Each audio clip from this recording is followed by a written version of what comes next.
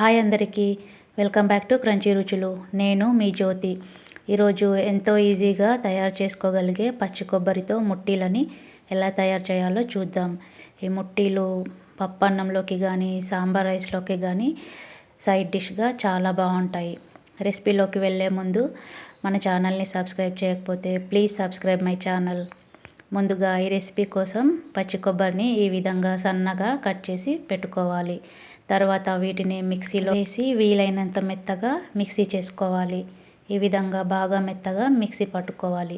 ఇప్పుడు ఇందులోకి 1 table spoon శనగపిండిని వేసుకొని, 1/2 teaspoon salt, 1 teaspoon కారం, 1 టీ స్పూన్ ధనియాల పొడి, 1 టీ స్పూన్ అల్లం వెల్లుల్లి పేస్ట్, కొద్దిగా కొత్తిమీర, కొద్దిగా కరివేపాకును కూడా వేసి మొత్తం అంతటిని బాగా మిక్స్ చేసుకోవాలి.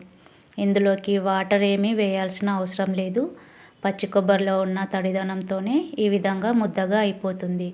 ఈ విధంగా బాగా మిక్స్ చేసుకున్న తర్వాత ఒకసారి షేప్ సరిగ్గా వస్తుందో లేదో చెక్ చేసుకోవాలి. అవసరమైతే మరి కొంచెం శనగపిండిని కూడా వేసుకోవచ్చు. నాకైతే పర్ఫెక్ట్గా సరిపోయింది. ఈ విధంగా మిక్స్ చేసుకున్న తర్వాత కొంచెం కొంచెం పిండిని చిన్న చిన్న బాల్స్లా తయారు చేసుకొని ఈ విధంగా రౌండ్ షేప్లో కబాబ్ మాదిరిగా ప్రెస్ చేసుకోవాలి.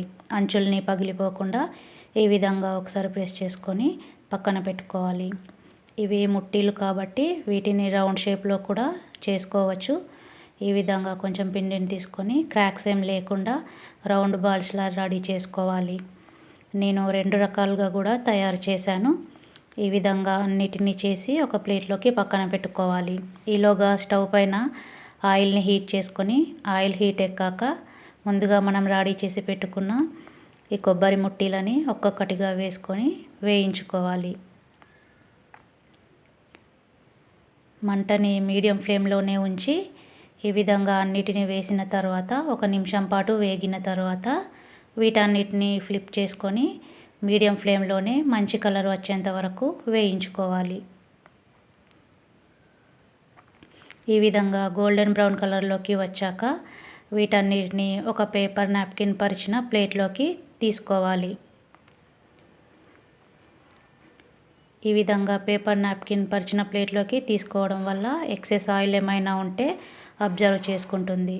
అంతే అండి, ఎంతో టేస్టీగా యమ్మీగా ఉండే కొబ్బరి ముట్టీలు రెడీ. ఈ రెసిపీ మీకు నచ్చినట్లయితే మన క్రంచీ రుచులు ఛానల్ని లైక్ చేయండి, షేర్ చేయండి.